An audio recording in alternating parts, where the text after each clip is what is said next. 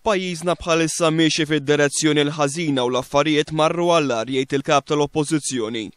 Ir-raġunijiet ewlenin għal dan kienu jinkludu ir-reċessjoni globali. Iżda hemm raġunijiet kbar oħra ferm meqreb tagħna li jista' jarhom kulħadd. L-għoli mhux ġustifikat fil-prezzijiet, in-nuqqas ta' xogħol tajjeb u produttiv, il-korruzzjoni taxxa oħra din li jħallsu l-familji ħabbrieka, korruzzjoni li reġgħet refet rasa bil-kbir li minn kull mistħija u l-inkompetenza ta' dal-gvern.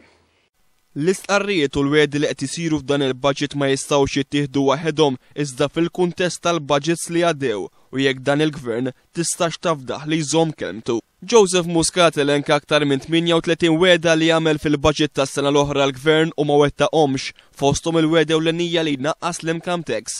Joseph Muscat tratta l-ekonomija u l-finanzi pubbliċi semma d-deficit li mar żmerġ b'160 miljun euro, il-45 miljun euro anqas li l-gvern nefaq fuq proġetti kapitali u l-miri mhux realistiċi li qed jagħmel f'dak li għandu x'jaqsam ma' tkabbir ekonomiku u l-ġbir f'taxxi mill-VAT għas-sena d-dieħla. Għax daqqit tisma' lill-Prim Ministru jiftaħar li l-maltemp ma laqatx lil pajjiżna, u mbagħad meta r-riżultati jibdew ma jdoqqulux iwaħħal fil-kriżi internazzjonali. Irid jiddeċiedi jew waħda jew l-oħra.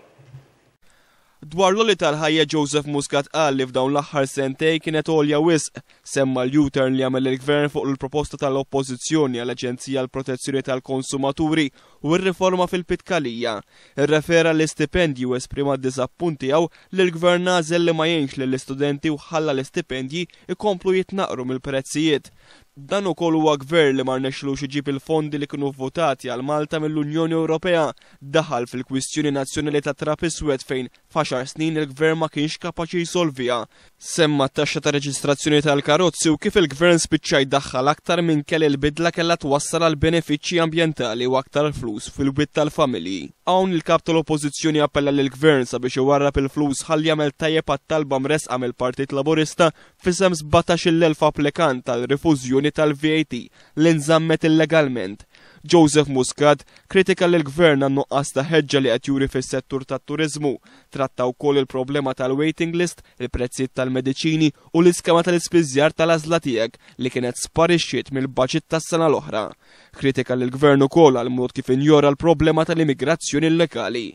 Joseph Muscat għamel referenza għall-intolleranza tal-Prim Ministru meta attakka lill-awditur tal-MEPA Joe Falzon tal-investiga u tkellem b'mod ċar dwar każi fil-MEPA li għandhom delli kraħ fuqhom peress li ingħataw permessi biksur tal-liġijiet ta' Malta.